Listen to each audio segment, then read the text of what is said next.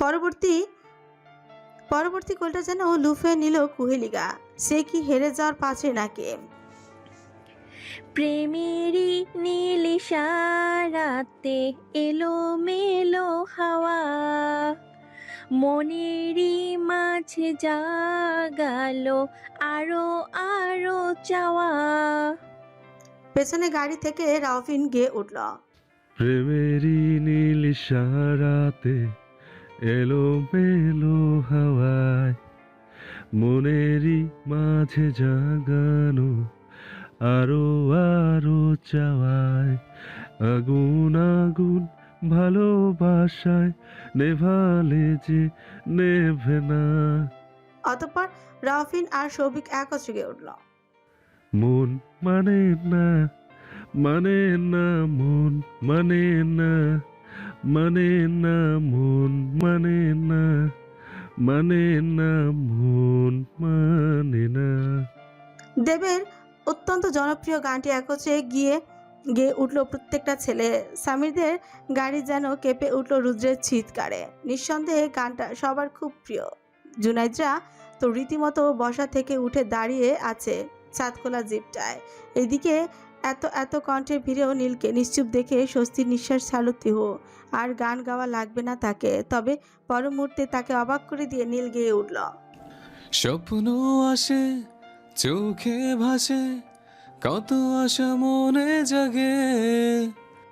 হতচকিত নয়নে তাকালে তিহু পরক্ষণে গেয়ে উঠল। ও চেনা জীবন বদলে গেল, আরো যে রঙিন লাগে।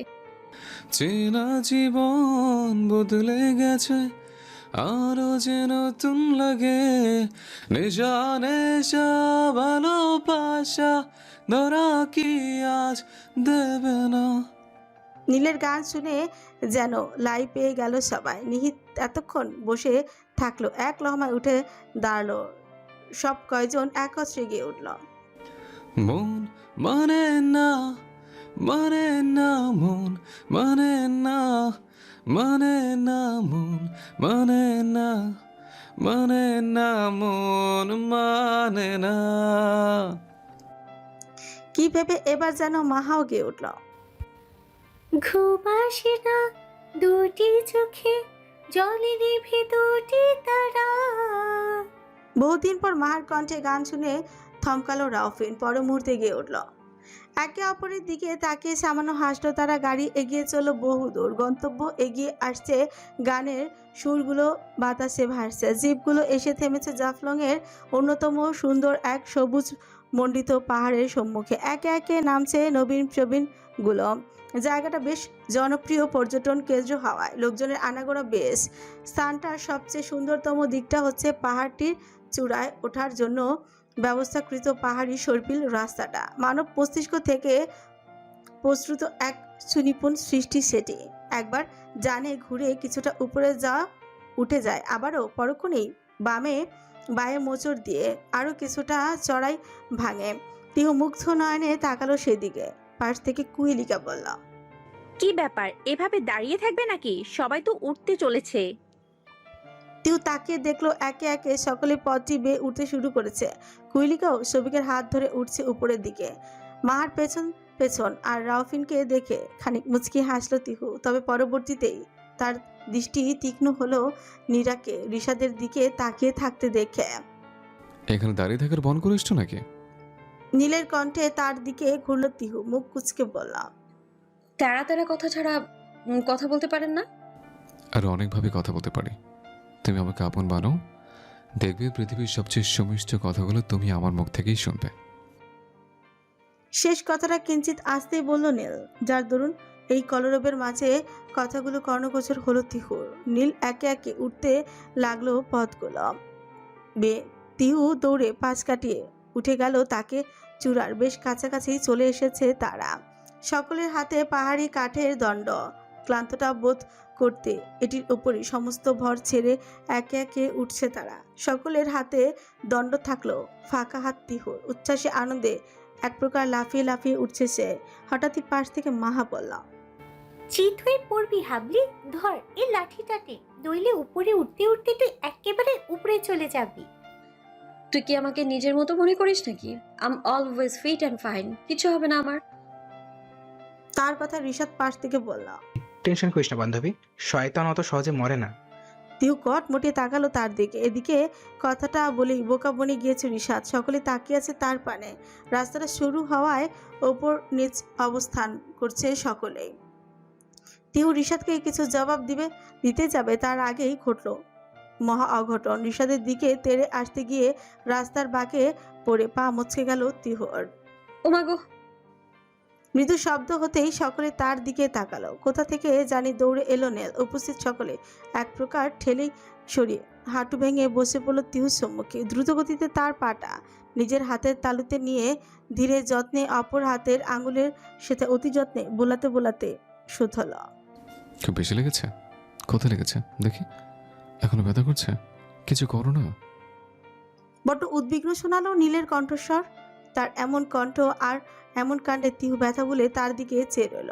আশপাশ থেকে সকলে শুধাচ্ছে তার পায়ের কথা, তবে সেদিকে তার এতটুকু মনোযোগ নেই তিহুর। সমস্ত মনোনিবেশ যেন নীলতেই বদ্ধ হয়েছে। অন্যদিকে তাকে এমন চুপ করে থাকতে দেখে আরও রেগে গেল নীল। উদ্বিগ্নতা প্রগাঢ় হলো। কি হলো? কথা কানে যাচ্ছে না? খুব বেশি ব্যথা করছে? কেউ প্রত্যুত্তরে কিছু বলতে যাবে তার আগে সে টের পায় সে আর নিচে বসে নেই। কারো শক্ত হাতের বাঁধনে মুক্ত বাতাসে ভাসছে সে। খেয়াল করে বুঝলো বর্তমানে মাটি থেকে বেশ কিছুটা উচ্চতায় নীলের বক্ষের নিচ বরাবর অবস্থান করছে সে। খেয়াল হতে সম্বিত ফেরার ন্যায় সে বলল। কি করছেন? নীল তার হাত দুটো নিজের কাঁধে রেখে সম্মুখে এগোতে এগোতে বলল। কি করছিস সেটা তোমার না ভাবলে চলবে। আপাতত চুপচাপ এভাবেই থাকো। নীলের কথায় এক ঝলক তার পানে চাইল তিহু। বড্ড অস্থির দেখাচ্ছে নীলের মুখশ্রী। চিন্তার চাপ স্পষ্ট তাতে। তিহু কিছু বলতে গিয়েও থমকালো। মস্তিষ্ক জানান দিল এখানে শুধু তারা একা নয়, বাকিরা উপস্থিত। লজ্জায় আড়ষ্ট হয়ে চোখ খিচে বন্ধ করলো সে। নীল তাকে নিয়েই এগিয়ে চলল উপরের দিকে। তাদের এমন অবস্থা দেখে সকলে ঠোঁট চেপে মুচকি হাসলো। নাকের পাটা ফুলে উঠেছে মনে। রাগে রিডি করে কাঁপছে শরীর, মাথা তপতপ করছে। ইচ্ছে করছে তিহুকে ধাক্কা মেরে এই পাহাড়ের উপর থেকে ফেলে দিতে। নিজের প্রিয় মানুষের সাথে অন্য একটা মেয়েকে এতটা অন্তরঙ্গ অবস্থায় দেখতে ইচ্ছা করছে সবকিছু উল্টে পাল্টে করে দিতে। হঠাৎই দৌড়ে নিচে নেমে গেল সে। চোখ ফেটে গড়িয়ে পড়ছে নোনা জল। কণাগুলো মুছে ফেললো অপর হাতের পৃষ্ঠধারা। এদিকে সকলের মনোযোগ যেন নীল আর তিহুতে স্থির। কেউই খেয়ালই করেনি মুন্নিকে। রাফা দু চোয়ালে হাত রেখে আমোদে কঞ্চে বললাম, হাউ রোমান্টিক। অত ডং করার কিছু নেই। তোর বর তোকে ওভাবে কখনো তুলে তুলবে না। তোর যে ওজন। তার কথায় রেগে গিয়ে রাফা তার পিছু করতে করতে বললাম, আমি মোটা? বদদোয়া দিলাম, তোমার বউ পুরো হাতির মতো হবে। তারা চলে যেতে কুহিলিকা সবিকের দিকে তাকিয়ে বলল, দেখো দেখো, কিছু শেখো। নীল ভাইয়া কেমন তিহুকে যত্ন করছে দেখো। আর তুমি? তার এমন মৃদুর আগে সবিক তার পানে চেয়ে বলল, তুমিও কি সবার সামনে এমন কোলে উঠতে চাচ্ছ মাইলা? গাধার মতো প্রশ্ন না করে সরো তো আমার সামনে থেকে। কুহিলিকা সত্যি সত্যি রেগে গেল সবিকের এমন হেয়ালিতে। আর তৎক্ষণাৎই তার রাগের আগুনে ঘি ঢালতে আপদের মতোই উদয় হলো রফেন। কুহিলিকার পক্ষ নিয়েই বললাম, ঠিক বলেছ কুহুমিস, এটা আসলে মস্ত গাথা। এভাবে কেউ প্রশ্ন করে? আমি হলো তো ডিরেক্ট কোলে তুলে নিতাম, কিন্তু আফসোস আমার বউ নাই।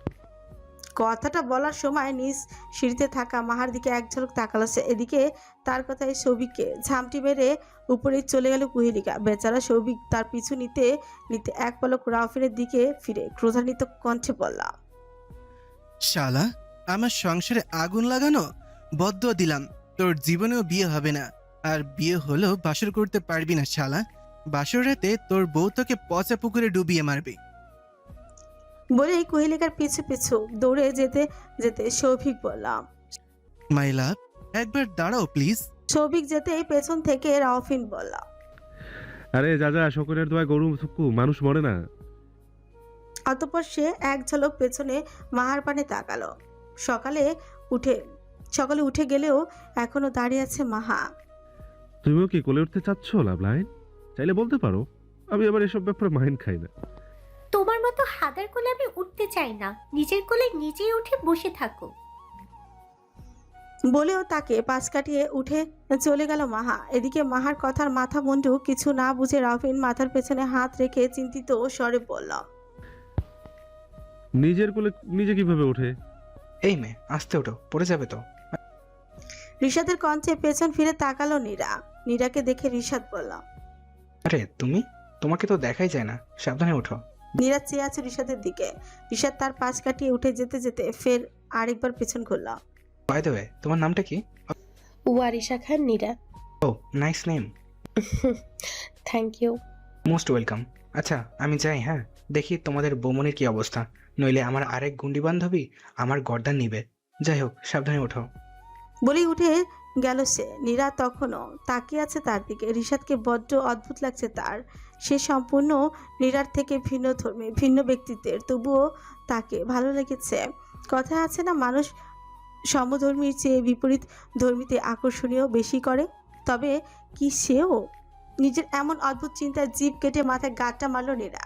মুখ কুচকে মনে মনে বলল, তোরও নিশ্চিত রাফার বাতাস লেগেছে নীরা, না হলে তুই আর এসব চিন্তা। সবুজে মণ্ডিত চূড়ার একটা নির্জন প্রকৃতি নিবিষ্ট স্থানে এসে তিউকে নামালো নেল। আয়াজ আর আগে থেকে একটা মোড়ের ব্যবস্থা করে রেখেছিল, সেটাতে অতি সন্তর্পণে তিউকে বসালো নেল। অতঃপর নিজে হাঁটু গেড়ে বসে পড়লো সবুজ ঘাসের উপর। তিহুর সম্মুখে তিহুর ব্যথাপ্রাপ্ত পাটা অতি যত্নে তুলে নিল নিজের অপর হাঁটুর উপর। তার এমন কাণ্ডে তড়িৎ তিহু বেগে পা সরাতে গিয়ে বলল, কি করছেন? তা কিভাবে পায়ে কেন হাত দিচ্ছেন? নীল একদম সরাতে দিলই না তার পাটা, বরং শক্ত বন্ধনে সেটিকে ধরে ফেলে যথা স্থানে রেখে দিল। বোলাতে বোলাতে বলল, ডোন্ট মুভ। অতঃপর সে আয়াজকে ইশারা করতে সে আয়োরক্সের অ্যারোলস ক্যানটি নীলের হাতে দিতে দ্রুত প্রস্থান করলো সেখান থেকে। নীল ক্যানটা হাতে নিয়ে তিহুর পায়ে স্প্রে করতে করতেই অতি যত্নশীল কণ্ঠে বলল, খুব বেশি ব্যথা করছে তাই না? আর একটুখানি সহ্য করো, এক্ষুনি ব্যথা কমে যাবে। তিহু বলতে চাইলো যে তার তো বেশি ব্যথা লাগেনি যতটা নীল উদ্বিগ্নতা দেখাচ্ছে। তবে কে শুনি কার কথা। নীল ঠিকই আগের মতো স্প্রে করে অতি যত্নে হাত বোলাতে লাগলো। বিস্তৃত সবুজে মণ্ডিত প্রকৃতি, নামনাচারা মিষ্টি ফুলের সুবাস, সঙ্গে পাক পাখালির গুঞ্জন আর শত পর্যটকের কলরবের মাঝে শান্ত স্নিগ্ধ পর্বত চূড়াটা দিগন্ত জুড়ে শুভ্র মেঘের ভেলার ন্যায় অলসভাবে ভেসে চলেছে, যেন কোনো সাদা তুলোর এক বিশাল স্তূপ। তা কখনো ছুঁয়ে যাচ্ছে পর্বতচূড়া, কখনো বা দূর আকাশের সুনীল ক্যানভাসে এক এঁকে চলেছে নিঃশব্দ প্রেমের নীলকাব্য। তিহুর ব্যথাটা স্প্রে করার পর থেকে বেশ কমেছে। বলা বাহুল্য সে যে খুব বেশি চোট পেয়েছিল তেমনটাও নয়। যা সামান্য ব্যথা পেয়েছিল নীরের যত্নে তা মূর্তি উবে গিয়েছে।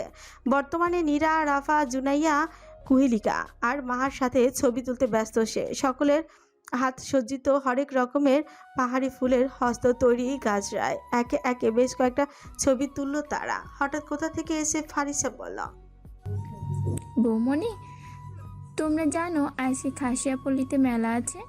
মেলা? মূর্তির কথাটা ছড়িয়ে পড়লো সবার মাঝে। শুরু হলো নানা জল্পনা কল্পনা। কি বলো? মেলা তো বছরের প্রথমে হয়, আর এখন তো।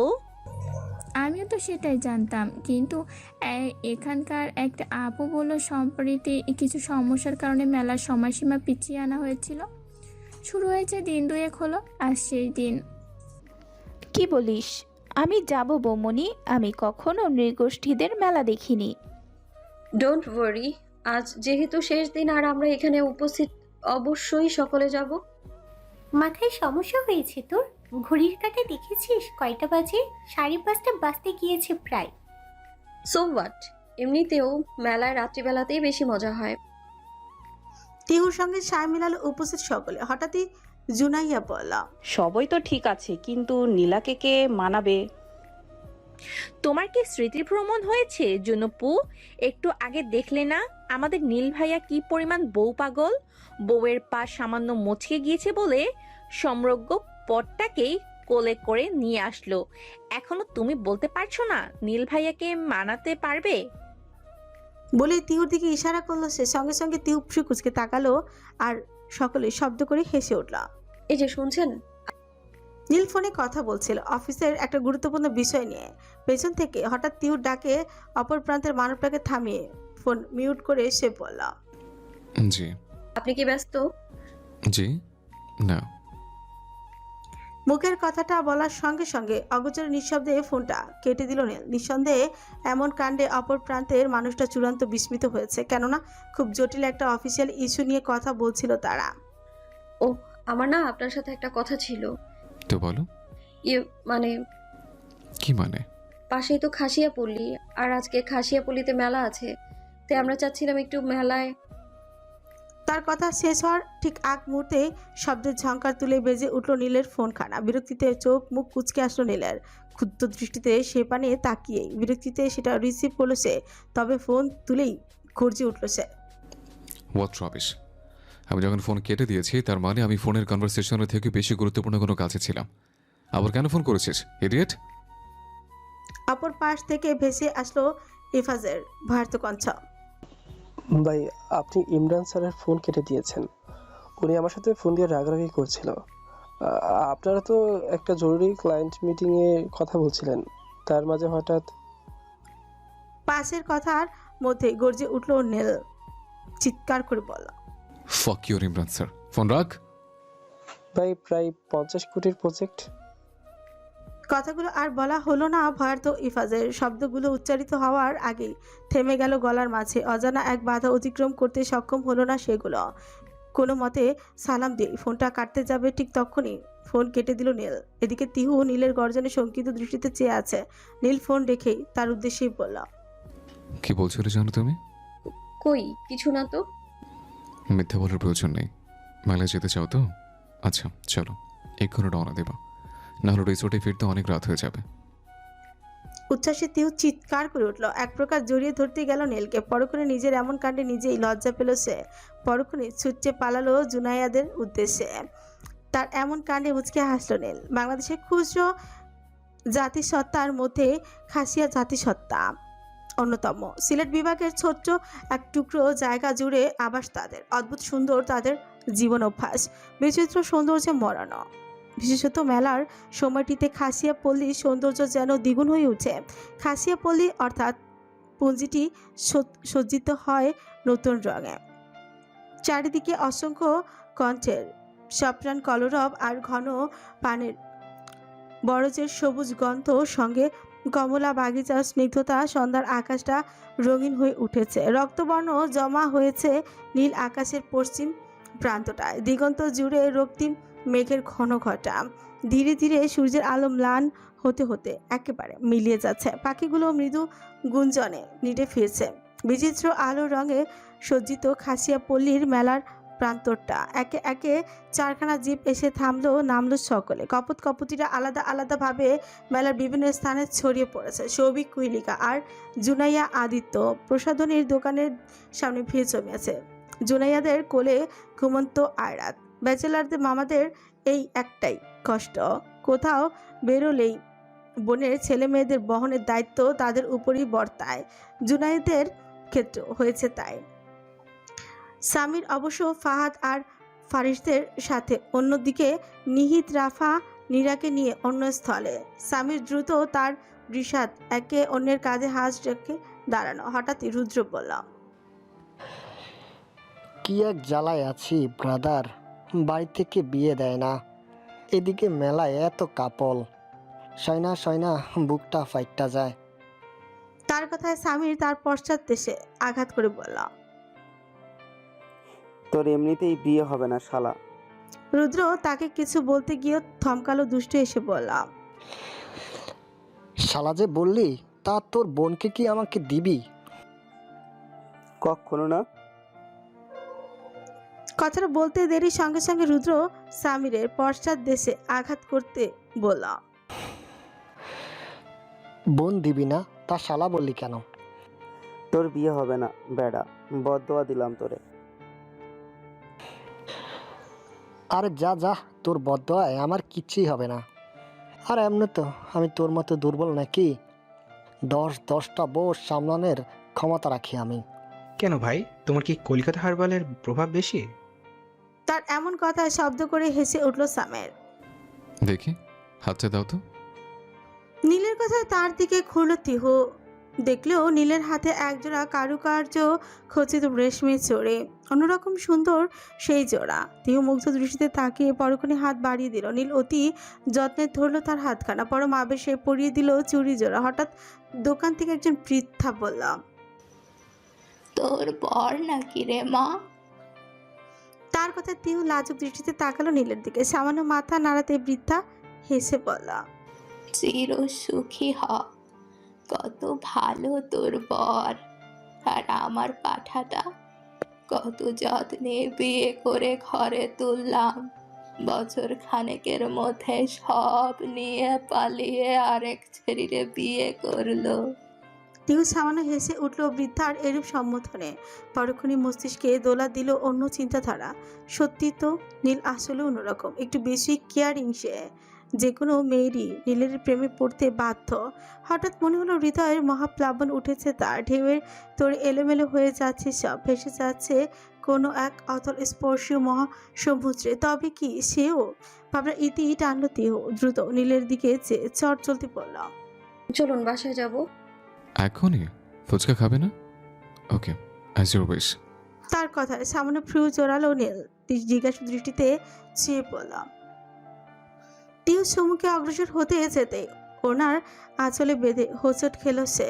পড়ে যেতে নিলে নীল দ্রুত গিয়ে এগিয়ে এসে আঁকড়ে ধরল তার মেধিন মসৃণ পেটখানা। পড়তে পড়তে বেঁচে যাওয়া তিহু খিচে রাখা চোখজোড়া শিথিল হলো। পরক্ষণেই নিজের অবস্থান টের পাওয়া মাত্র মৃদু ঝাঁকুনি দিল সর্বাঙ্গ। চারিধারে বয়ে গেল এক অস্থির প্রেম পবন। অজানা শিহরণ জাগলো দেহ জুড়ে। সাবধানে চলতে পারো না? তিহু নিজেকে নীলের থেকে ছাড়াতে ছাড়াতে বলল, না না পারি না। তিহুর সঞ্চালন টের পাওয়া মাত্র নীল বন্ধন শিথিল করে ধীরে ধীরে ছেড়ে দিল তাকে। পরক্ষণে তিহু হাঁটা লাগালো সম্মুখ পানে। নীল তিহুর মাটিতে লুটোপুটি খাওয়া ওড়না আঁচলটা সামান্য ঝুঁকে তুলে নিল নিজ হাতে। মেলা থেকে একে একে বের হচ্ছে সবাই।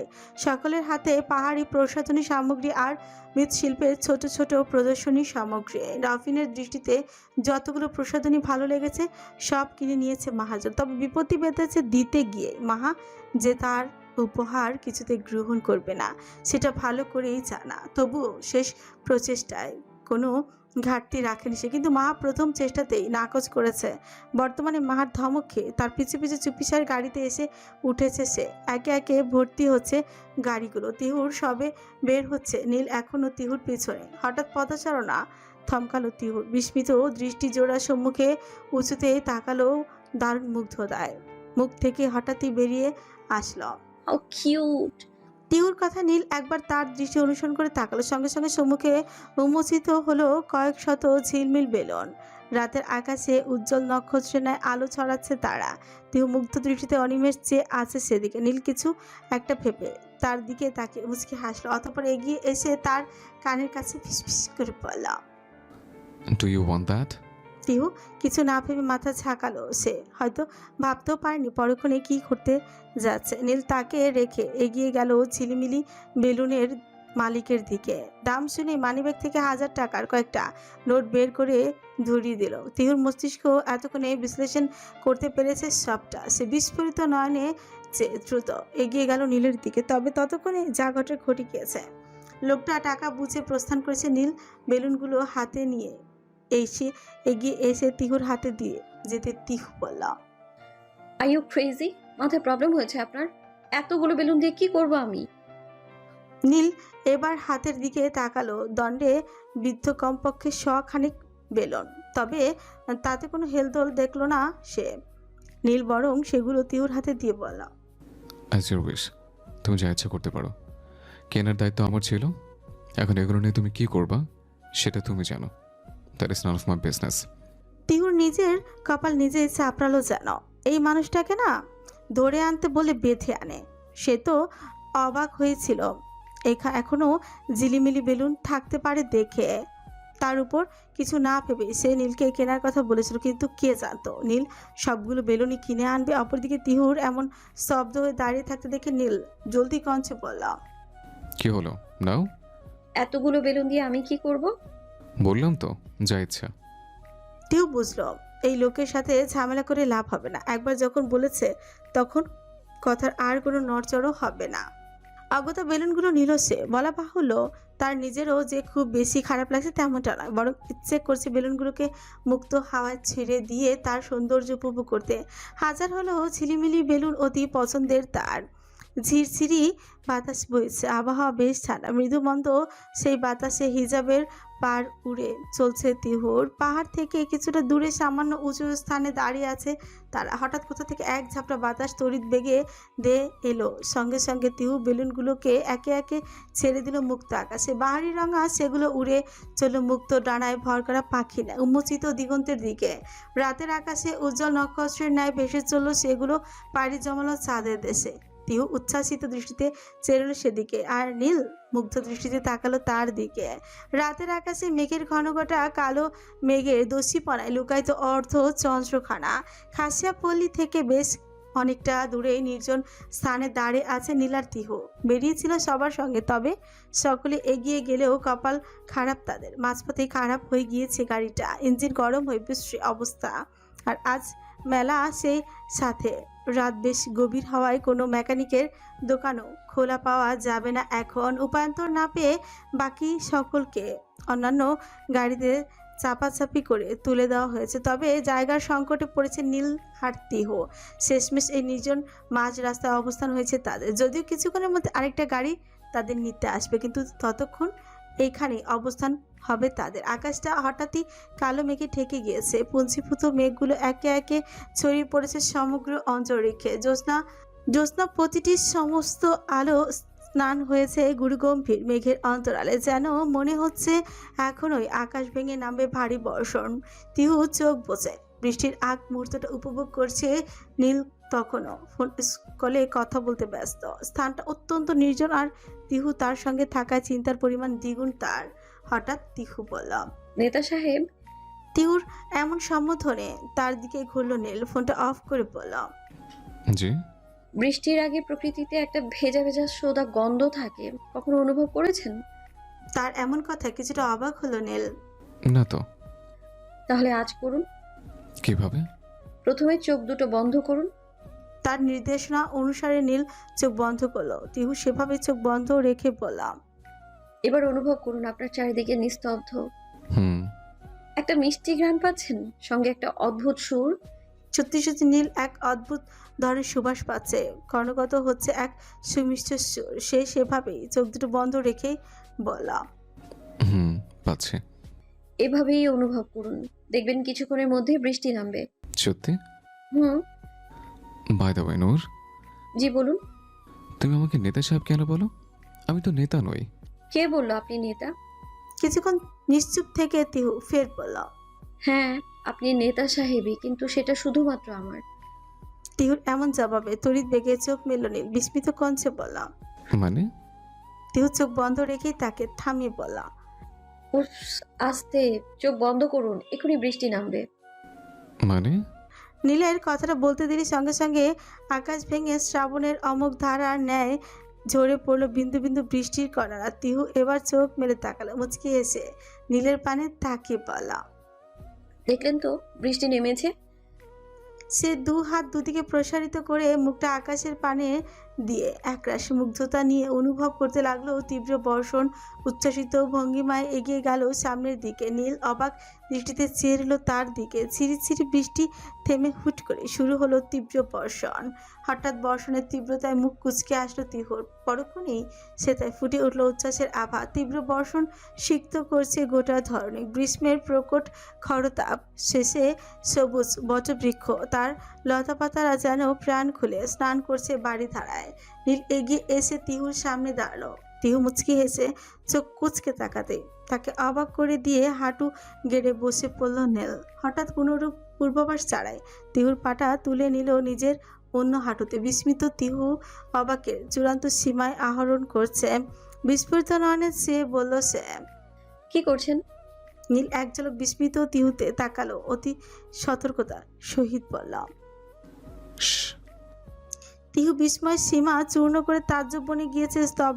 স্থবির হয়ে দাঁড়িয়ে রইল সে। নীল অতি সন্তর্পণে পেছন পকেট থেকে বের করলো একজোড়া নূপুর। ল্যাম্পপোস্টের মৃদু আলোয় স্বর্ণের ন্যায় চিকচিক করছে তা। কাছাকাছি আনতে অনুভব হলো আসল স্বর্ণ এটা। তিহু বিস্মিত, শান্ত, স্থবির। নীল অতি যত্নে একইভাবে সেগুলো পরিয়ে দিল তার দুটি পায়ে। ফর্সা পায়ে স্বর্ণখণ্ডগুলো উজ্জ্বল রৌদ্রের ন্যায় আভা ছড়াচ্ছে। নীল অপলক চেয়ে রইল সেই দিকে। এদিকে তিহু যেন বিশ্বাসই করতে পারছে না তার সাথে এসব হচ্ছে। সে এক পলক নিজের পায়ের দিকে তাকালো। পরপর নীলের পানে। রাত নিস্তব্ধ, নির্জন এক উপত্যকা। বৈশাখ মাসে শ্রাবণের অমোঘ বর্ষণ সিক্ত করছে একজোড়া কপোতিকে, কিন্তু তাতে কোনো হেলদোল নেই তাদের। একজনের দৃষ্টিতে অপরেতে স্থির, বজ্র আকুল, নিবিড়, মুগ্ধ সে দৃষ্টি। হঠাৎ কি ভেবে তিহু সম্মুখ পানে দৌড় গেল। তার পায়ের ছোঁয়াতে রাস্তায় জমে থাকা পানি কণার উপচে উঠল। চারধারে ধ্বনিত হলো নূপুরের ঋণিছিনির শব্দ। নীল মুগ্ধ দৃষ্টিতে তাকালো তার দিকে। হঠাৎই খুনখুনিয়ে উঠল। রিমঝিমে ধারাতে চাই মন হারাতে, রিমঝিমে ধারাতে চাই মন হারাতে, এই ভালোবাসাতে আমাকে ভাসাতে। এলো মেঘে এলো ঘিরে বৃষ্টি সুরে সুরে শোনায় রাগিনী, মনে স্বপ্ন এলো মেলো এই কিশোর হলো প্রেমের কাহিনী। এলো মেঘে এলো ঘিরে বৃষ্টি সুরে সুরে শোনায় রাগিনী, মনে স্বপ্ন এলো মেলো এই কিশোর হলো প্রেমের কাহিনী। রিমঝিমে ধারাতে চাই মন হারাতে, রিমঝিমে ধারাতে চাই মন হারাতে। তপ্ত রৌদ্রের কিরণে আবৃত উজ্জ্বল সকাল। বৃষ্টি পরবর্তী আবহাওয়া যেন চরমরিয়ে উঠেছে। জানালার ফাঁকফোকর দিয়ে রুমে ঢুকেছে সোনালি রৌদ্র রেখা। ঘুম ঘুম চোখে একবার আশেপাশে তাকালো তিহু। পাশ হাসিয়ে নীলের অবস্থান বোঝার চেষ্টা করলো একবার, কিন্তু জায়গাটা শূন্য পড়ে আছে। নীলকে অনুপস্থিত অনুভূত হতেই দ্রুত বিছানায় উঠে বসলো তিহু। দেয়াল ঘড়িতে চেয়ে দেখলো সকাল 5:15। গরমের দিন, হাওয়ার বেলা হয়েছে বেশ। নীলকে খুঁজতে এক ঝলক ওয়াশরুমের পানে তাকালো সে। চট জলদি হেঁটে গিয়ে ওয়াশরুমের দরজা আলতো ধাক্কা দিয়ে বলা, শুনছেন আপনি কি ভেতরে? তার কথা শেষ হওয়ার আগেই খুলে গেল ওয়াশরুমের দরজাটা, অর্থাৎ ভেতরে কেউ ছিলই না। তিহু চিন্তিত দৃষ্টিতে আশেপাশে তাকালো। কাল রাতে তো তারা দুজনে এই রুমেই ছিল, তাহলে হুট করে আজ সকালে হঠাৎ মনে হলো নীল বাইরে থাকতে পারে। চট জলদি ওয়াশরুমে প্রবেশ করলো ফ্রেশ হওয়ার জন্য উদ্দেশ্যে। ফ্রেশ হয়ে বাইরে যাবে সে। ফ্রেশ হয়ে টাওয়াল দিয়ে চুলগুলো মুছতে মুছতে বের হলো তিহু। এখনো কোনো হদিস নেই নীলের। ফের আরেকবার দেয়াল ঘড়িতে চাইলো সে। 5:43। প্রায় অর্ধ ঘন্টা অতিবাহিত হয়েছে, কিন্তু এখনো লাপাত্তা নীল। এবার চিন্তাটা বেশ জেঁকেই বসলো তিহুকে। দ্রুত হেঁটে গিয়ে বেডসাইড টেবিল থেকে নিজের ফোনটা তুলে নীলকে ফোন দিতে গিয়ে দেখতে পেল নীলের ফোনটাও পাশেই পড়ে আছে। দুশ্চিন্তাটা গাঢ় থেকে প্রিয়গাঢ় হতে শুরু করেছে। দ্রুত রুম থেকে বের হলো সে। আশেপাশের রুমগুলো বদ্ধ। দরজা থেকে বুঝলো কেউ এখনো ঘুম থেকে উঠেনি। উঠবেই বা কী করে? কাল রাতে সকলেই দেরি করে ঘুমিয়ে যাওয়া, আর ঠান্ডা আবহাওয়া দরুন ঘুম দীর্ঘ হচ্ছে তাদের। কিন্তু তিহুর চিন্তা ভীষণ হচ্ছে, যে মানুষটা এত শৃঙ্খলিত নিয়মানুবর্তী, সে কেন নিজের ফোন রেখে কোথাও যাবে? তিহু চিন্তিত দৃষ্টিতে আশেপাশে তাকাতেই মাথায় হাত চাপলো। দ্রুত অন্যটা ঠিকঠাক গায়ে জড়িয়ে বেরিয়ে পড়লো বাড়ির উদ্দেশ্যে।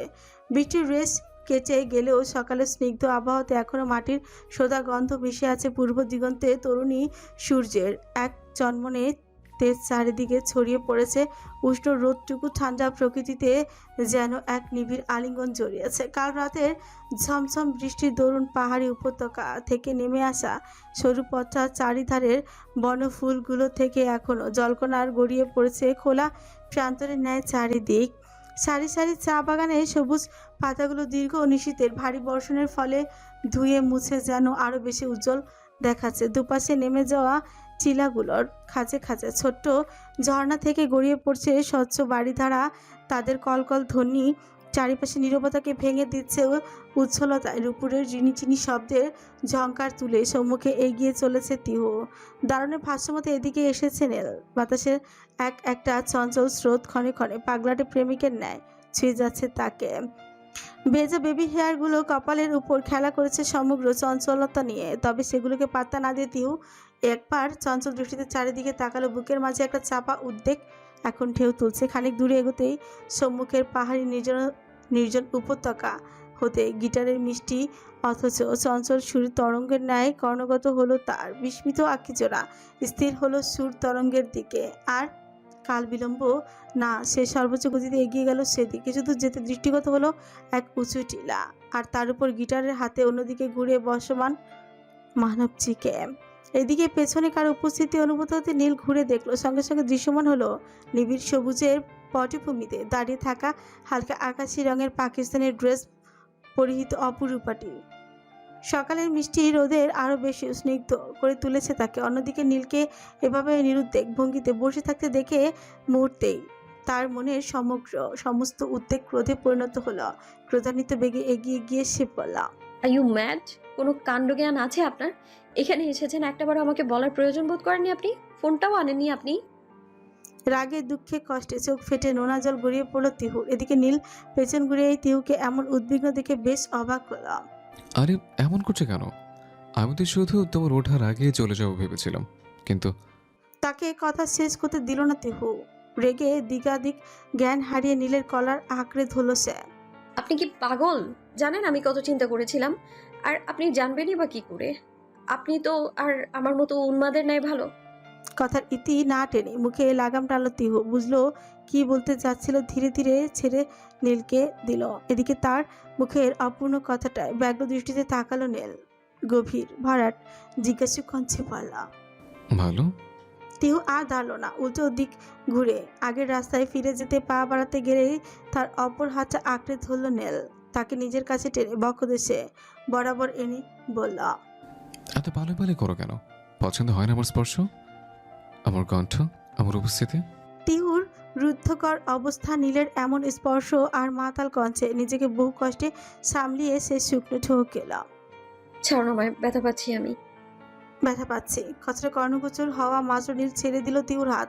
সঙ্গে সঙ্গে তিহু খানিকটা দূরত্বে গিয়ে দাঁড়ালো। নীল পাশে থেকে গিটারটা তুলতে তুলতে বলল, যে স্পর্শে আজ তোমার ব্যথা অনুভূত হচ্ছে, সেই স্পর্শ পেতেই দেখবে একদিন তুমি উন্মাদ হবে।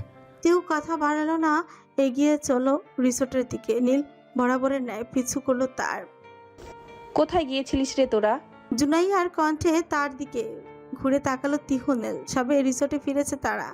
এসেই দেখতে পেল সকলে গেটের কাছে অপেক্ষা করছে। নীল কোনো উত্তর না দিয়ে গিটার নিয়ে সোজা ঢুকে পড়লো ভেতরে। তিহু তার দিকে বিরক্তি দৃষ্টিতে তাকালো। সে কিছু বলার আগে জুনাইয়া ফের বলল, থাক থাক, মিথ্যা বলা লাগবে না প্রিয়। তুমি যে বরের খোঁজে গিয়েছিলে সেটা আমাদের সকলেরই জানা। শামসুর আঙ্কেল বলেছেন। জুনার কথা তিহু উত্তর দিতে যাবে তার আগে পাশ থেকে কুহেলিকা বলল, বাপরে বাপ, কি পিরিত! বুঝলাম বোন, তোমার স্বামীরে তুমি একটু বেশি ভালোবাসো, তাই বলে কাউকে কিছু না বলে এই অচেনা জায়গায় বেরিয়ে যাবে? হ্যাঁ হ্যাঁ আপু, বিয়ে দেখে আর পাচ্ছি না, মনে হয় উনি একাই বিয়ে করেছেন। মা তাদের কথার মাঝে ফোরন কেটে মুখ বাঁকিয়ে সামান্য হেসে পড়ল। ক্রোধিত তিহু এক ঝলক মাহার দিকে তাকালো। এমনিতে রেগে মেগে আগুন সে, আর তার রাগে আগুনে যেন ঘি ঢালার ন্যায় কাজ করলো সকলের বলা কথাগুলো। ধূপধাপ পায়ে অন্দরমহলে প্রবেশ করলো সে। তাকে এমন ক্ষুব্ধ দেখে মাহার গাড়ে হাঁস রেখে বলল, ব্যাপার কি বলো তো বড় বৌমনি, তোমার বান্ধবীর হঠাৎ হলোটা কি? ওর যে কি হয়? কথার মধ্যিখানে থামলো মাহা। চোখগুলো সরু করে নাহার দিকে ফিরে বলল, বাই দ্য ওয়ে, আমাকে কি বললে তুমি? নাহা পূর্বের ন্যায় তিহুর দিকে দৃষ্টি রেখেই বলল, কেন বড় বৌমনি? মা নিজের ঘাট থেকে নাহার হাতটা ছাড়িয়ে বলল, কোন দিক থেকে তোমার বড় বৌমনি হই আমি? হ্যাঁ, না মানে রাউফিন ভাইয়া শিখিয়েছে। তুমি কি বাচ্চা যে তোমার ভাইয়া শেখাবে আর তুমি বলবে? না মানে ওই আর কি, ভাবলাম তোমাদের হয়তো সামথিং সামথিং। তাকে কোথায় শেষ করতে দিলই না মাহা। এই এই মেয়ে কি বলো সামথিং সামথিং মানে? ওই আর কি। তার জবাবে মাহা কিছু বলতে যাবে তার আগে পেছন থেকে ভেসে আসে কুহিলিকা ডাক। কি রে নাহু, তোরা কি ওখানেই দাঁড়িয়ে থাকবি নাকি? না চলো। হ্যাঁ চল। জুনুপু আর মাহু তোমরাও এসো। রাফা, নীরা, ফারিসা তোমরাও চলো। একে একে সকলে এগিয়ে চলল রিসোর্টের ভিতরে। হাত ছাড়ো রাফিন, নইলে থাপ্পড় কিন্তু একদম নিচে পড়বে না। মা ক্ষিপ্ত বাঘিনীর ন্যায় তাকালো রাউফিনের পানে। মূলত দুপুরের খাওয়া দাওয়া শেষে সে যাচ্ছিল রুমের উদ্দেশ্যে। সন্ধ্যায় গ্রিল পার্টির আয়োজন হওয়ায় এখন একটু রেস্ট করবে সকলে রুমে চলে গেলেও মাহার চলার পথে বাধা হয়েছে রাউফিন। হুট করে কোথা থেকে এসে পেছন থেকে প্রথমেই ওনার, পরবর্তীতে হাত আঁকড়ে ধরেছে তার। রাউফিন এমন কাণ্ডে মাহার রাগ ক্রমেই বেড়েই চলেছে। তবে রাউফিনের শৈল্পিক দেহের কাছে নিতান্তই ক্ষীণ তার কায়া। আমি তো যাই তোমার হাতে থাপ্পড় খেতে, জানে মান। আচ্ছা মারো তুমি থাপ্পড়, কিন্তু কি দিয়ে মারবে? ওই ছোট্ট ছোট্ট হাত দিয়ে? ওটাতে আমার অবধি পৌঁছাতেই তোমার সব তেজ ফুস হয়ে যাবে। রাউফিনের প্রতিটি কথায় যেন আগ্নেয়গিরির উদ্গীরণ হচ্ছে মাহার মাঝে। তো দাঁত পিষে সে বলল, তুই আমার হাত ছাড়বি কি না? উপস, লাভলাইন, রোমান্সের মাঝে এত সিরিয়াস হয়ে যাও কেন? আমি আমার ভবিষ্যৎ নিয়ে অনিশ্চয়তার ভুগছি। দেখা গেল আমাদের বাসরাতেও তুমি। তাকে কথা শেষ করতে না দিয়ে ফের আরেক ঝটকায় মারলো মাহা।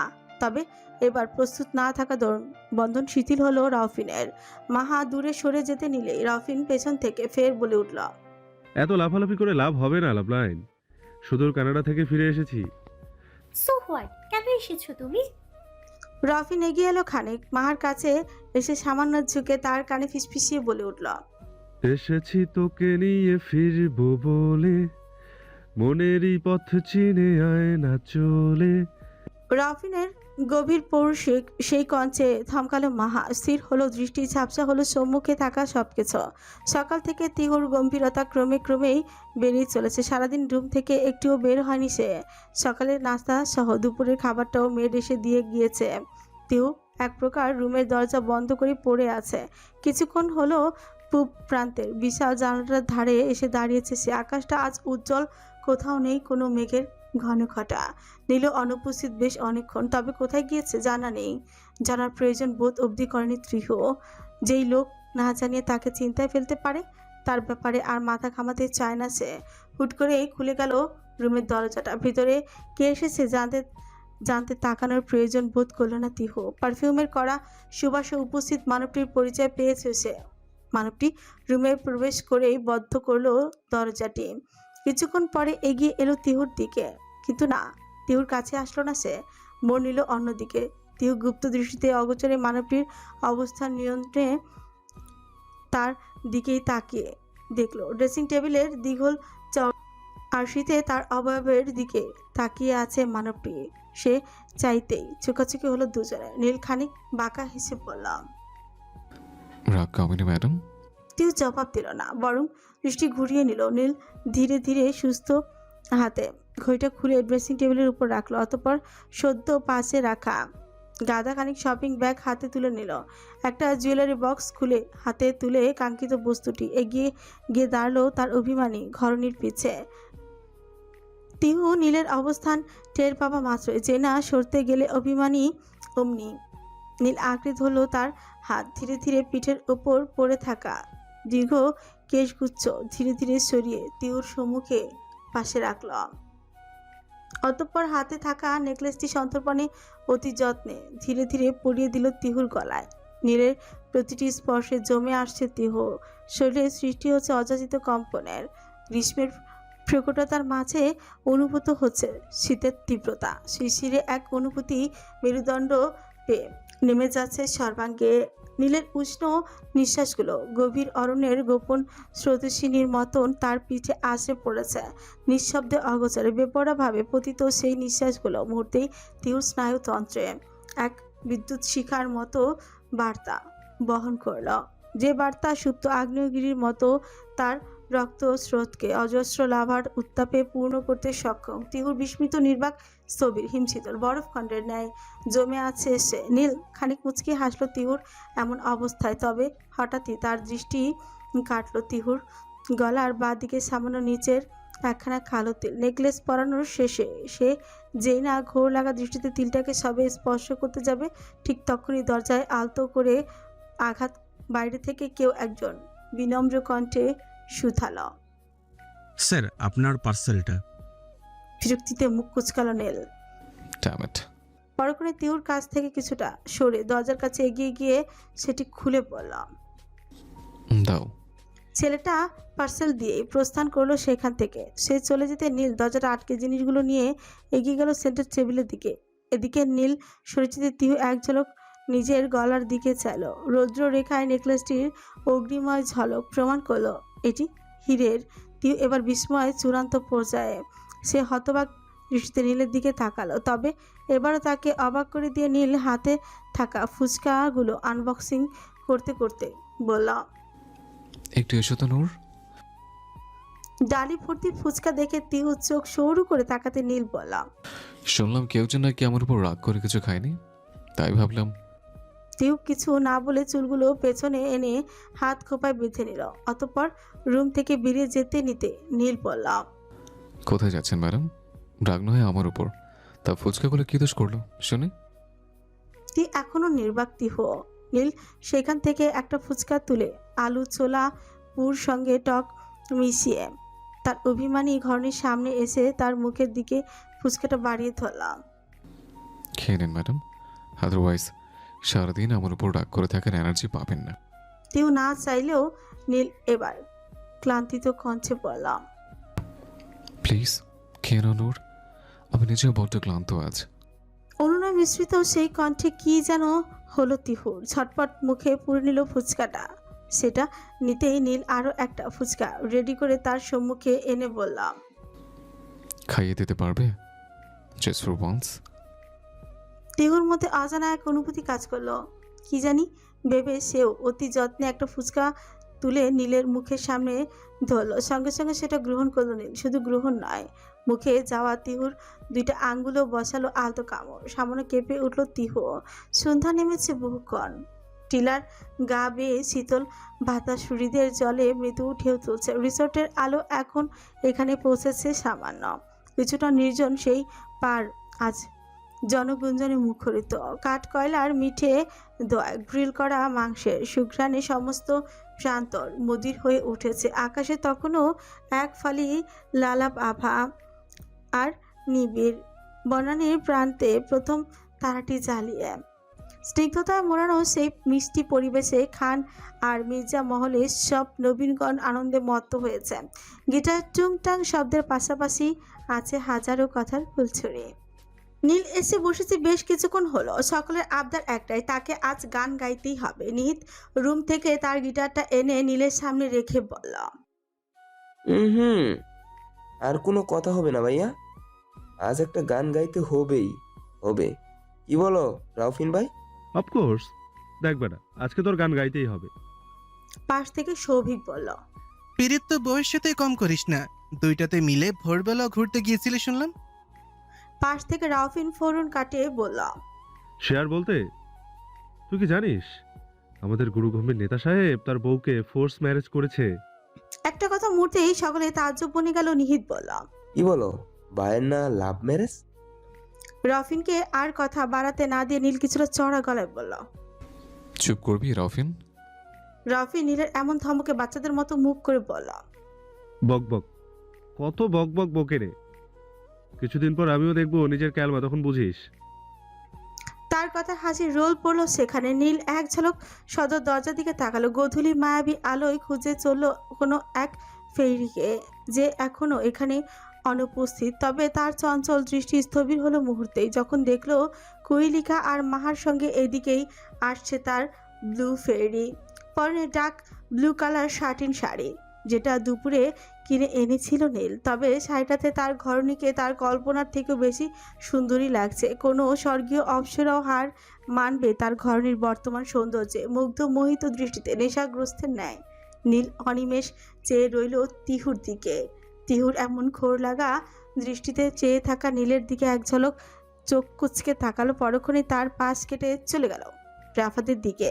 চিকেন গ্রিল করার দায়িত্ব জুনাইয়ার উপর বর্তেছে। সবকিছু প্রায় সম্পূর্ণ। সন্ধ্যাটাও গাঢ় হতে শুরু করেছে। নানা রঙের ফেস্টুন, আলোর উষ্ণ রশ্মি আর কয়েকটা পেট্রোল মাস্ক লঞ্চনের কোমল আলোক ছটায়। মাঝে মায়াবী সন্ধ্যায় নবীনগুলো সব গোল হয়ে বসে আছে হৃদের তীরে। নীলের দৃষ্টি এখনো তিহুতে স্থির। পাশ থেকে রাউফিন তাকে আলতো আঘাত করে বলল, চোখখান একটু সরা, ফুলে পড়বে তো। নীল বিরক্তি দৃষ্টিতে রাউফিনের দিকে তাকাতেই বোকা হাসলো সে। হঠাৎ সকলের দিকে ফিরে জোরে বলে উঠল, অ্যাটেনশন প্লিজ। তোমরা কি জানো তোমাদের গুরু গম্ভীর সাবেক ছাত্রনেতা এখন গান গাইবে? নীল বিস্মিত দৃষ্টিতে তার দিকে তাকালো। সে কিছু বলার আগে পাশ থেকে কুহিলিকা বলল, কি ভাইয়া গান গাইবে? আচ্ছা ভাইয়া প্লিজ একটা গান করুন। সৌভিকের কাছে অনেক শুনেছি আপনার গানের গলা নাকি অনেক সুন্দর। কুহিলিকার কথায় তিহু একবার নীলের পানে চাইল। নীল এবার পড়লো মহা ঝঞ্ঝাটে। শেষমেশ বাধ্য হয়ে পাশ থেকে গিটারখানা তুলে নিল সে। কিছু একটা ভেবে টুংটাং সুর তোলে তিহুর পানে চেয়ে হঠাৎই গেয়ে উঠল, तुझे कह दूं या रहने दूं राज मेरे, सब कुछ कह दूं क्या तुझको, तू मुझको छोड़ जाएगी या आएगी पास मेरे, इसी बात का डर है मुझको कि हो ना जाए प्यार तुमसे मुझे, कर देगा बर्बाद इश्क मुझे, हो ना जाए प्यार तुमसे मुझे, बेहद बेशुमार तुमसे मुझे। জাফলং ভ্রমণের চতুর্থ দিন আজ। দিনগুলো যেন মুক্ত ডানার ভর করা পাখির ন্যায় উড়ে চলেছে। দেখতে দেখতে 3টি দিন পার। সকলে ঠিক করেছে আজ আরেকটা পাহাড়ি উপত্যকা আর হৃদের সৌন্দর্য উপভোগ করে ভ্রমণ করবে তারা। সকাল থেকেই চলছে সেই তোড়জোড়।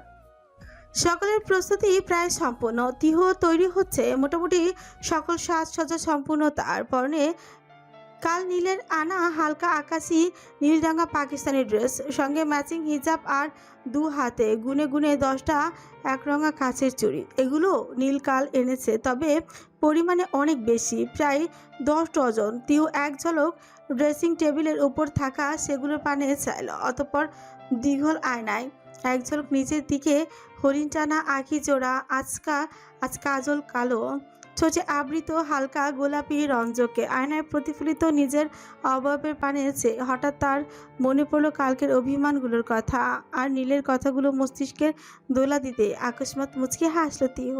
কি জানি কি ভেবে গেয়ে উঠল, ধরা দিল কেউ অল্প চাওয়াতে, উড়ে গেল কিছু গল্প হাওয়াতে, অকারণে আমি অল্প আঘাতে হচ্ছি অভিমানী, কাঁচা মিঠে আলো নাম কি জানি তার, বড় অগোছালো কাটছে দিন আমার, বেঁচে ওঠে মনে পিয়ানো গিটারি, সে তো কল্পনাতে থাকছে জড়িয়ে, আর একলা রাতে আশকা রাতে থাকছে জড়িয়ে। গান গাওয়ার এক পর্যায়ে পাশ থেকে নীলের একটা ছবি হাতে তুলো তিহ। তাতে আদুরে হাত বুলিয়ে ফের কে উঠল, साजना काचना अब अखियां तेरे बिन, साजना काचना अब अखियां तेरे बिन। গানের গুলো শেষ হতে নীলের ছবিখানা বুকে জড়িয়ে ধরে আনমনে মুচকি হাসতে হাসতে দরজার দিকে তাকাতে ভূত দেখার মতো নাই চমকে উঠল সে। নীল দরজা হেলান দিয়ে দাঁড়িয়ে তার এমন কাণ্ড দেখছে আর মিটি মিটি হাসছে। বিস্ময় চোখগুলো বড় বড় হয়ে গেল তিহুর। বিস্মিত আঁখি জোড়া নীলের দিকে তাকাতেই এক ঝলক নিজের দিকে তাকালো সে। শুকনো ঠোক গিলে কিছু বলতে যাওয়ার আগে নীল রুমে ঢুকে তার পাশ থেকে ফোনটা তুলে ফের বেরিয়ে যেতে যেতে ফের থামলো। লাজুক তিহুর দিকে তাকিয়ে চেয়ে বললাম, By the way, so sweet voice. বলে বেরিয়ে গেল নীল। সে বেরোতেই তিহু মুখ বুকে থাকা নীলের ছবিখানা নামিয়ে রাখতে রাখতে নিজের মাথায় নিজে কাচ্চা পারল। নিজের বোকামিতে নিচেই পড়ল। নেতা সাহেব ঠিকই বলে, তুই আসলে ইডিয়েট তিহু। নইলে দরজা খোলা রেখে কেউ এমন ছাগলামো করে? গাধা কোথাকার।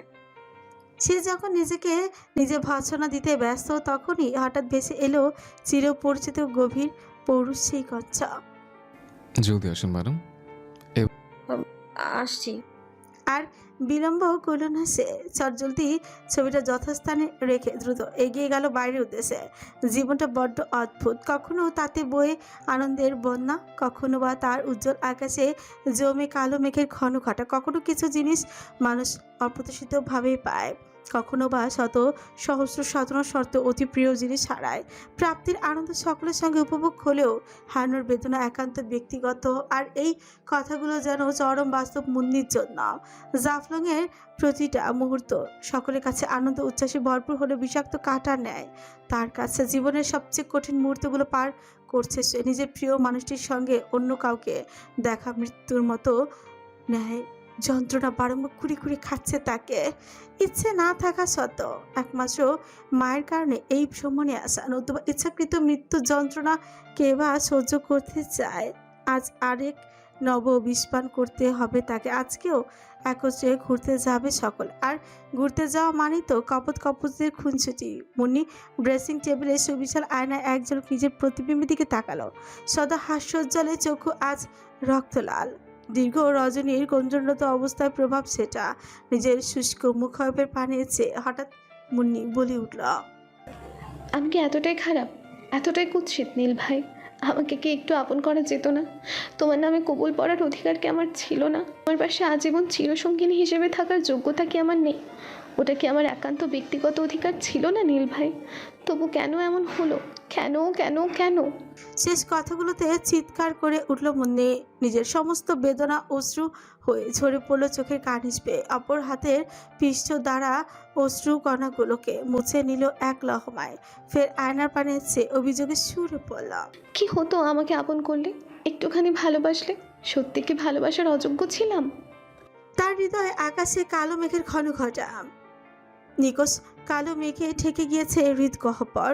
চারিদিকে শুধু বিষাদের সুরের আনাগোনা। সবে রুম থেকে রেডি হয়ে বেরোচ্ছে মাহা। পরনে গাঢ় সবুজ রঙা তসর সিল্কের থ্রি-পিস, শ্যামাকিনী দেহে সবুজ রং যেন আলোক দুটি ছড়াচ্ছে। কোমর ছড়ানো চুল গলে খেজুর বিনুনি দৃঢ় বন্ধনে আবদ্ধ, ঠোঁটে হালকা রঞ্জকে আবদ্ধ। স্থির পায়ে এসে এগিয়ে চলছে গন্তব্যের দিকে। শীতল করিডোরে তার পদক্ষেপগুলো শব্দে ছঙ্কা তুলছে। হুট করে পদচারণ থামলো তার সম্মুখে। উপস্থিত মানবটিকে দেখে চোখ দুটো কুঞ্চিত হলো খানিক। তাকে পাশ কাটিয়ে যেতে নিতে মানবটি তার পানে চেয়ে বলল, looking absolutely gorgeous as always লাভলাইন। মাহা প্রত্যুত্তরে কিছু না বলে এগিয়ে যেতে চায় সম্মুখ পানে, তবে পেছন থেকে রাউফিন ফের বলে উঠল, সব ভুল ভুলে আরেকবার কি ফিরে আসা যায় না লাভলাইন? বড্ড আকুল শোনায় তার কণ্ঠস্বর। না চাইতেও থামে মাহা। এক ঝলক তাকায় রাউফিনের বিষণ্ণ মুখশ্রীর পানে। আরেকটা বার কি সুযোগ দেওয়া যায় না এই অধমকে? আরেকটি বার কি ঘৃণার পরিবর্তে ভালোবাসা যায় না আমাকে? মা চূড়ান্ত পর্যায়ে বিস্মিত হয় আজ। এতদিন রাউফিনের বহু পাগলামি দেখেছে সে, তবে আজকেরটা সম্পূর্ণ ভিন্ন। বড্ড অদ্ভুত লাগছে তার কণ্ঠস্বর। আজ হৃদয় ভেঙে খান খান হচ্ছে মার, তবুও নিজেকে দৃঢ় রেখে সে বলল, আজ হঠাৎ রূপ পরিবর্তন? তা আবার কোন খেলা খেলতে চাচ্ছ আমার জীবন নিয়ে? আমার উন্মাদনা তোমার নাটক মনে হতো? হতো না হয়, হয়তো কখনো তোমার এই উন্মাদনা আমার কিশোরী মনে সর্বোচ্চ প্রভাব ফেলেছিল, তবে আজ তা শুধুই গতানুগতিক বাংলা সিরিয়াল থেকে কোনো অংশে কম নয়। পুরুষের ভালোবাসার গভীরতা তুমি কি বুঝবে? তাই নাকি? তা শুনি তোমার ভালোবাসার গভীরতা। অত স্পর্শী সমুদ্রের গভীরতা কখনো ভেবে দেখেছো? ও শাট আপ রাফিক, ড্রামার বলদ নায়কের মতো অভিনয় কম করো। এটা চূড়ান্ত বাস্তবতা লাভলাইন। আমি সত্যি তোমাকে ভালোবাসি, আর এই ভালোবাসার গভীরত্ব হয়তো তুমি কখনোই বুঝতে পারবে না। তোমাকে ভালোবেসে যে পাপ আমি করেছিলাম তার সাজা এখনো ভোগ করে চলেছি, তারপরও বলছো আরেকবার তোমাকে সুযোগ দিতে? আরেকটা বার সুযোগ দাও না, কথা দিচ্ছি এবার নিজের সর্বোচ্চ ভালোবাসায় তোমাকে মুড়িয়ে রাখবো। I don't want to talk anymore. Maha এগিয়ে চললো সামনের দিকে।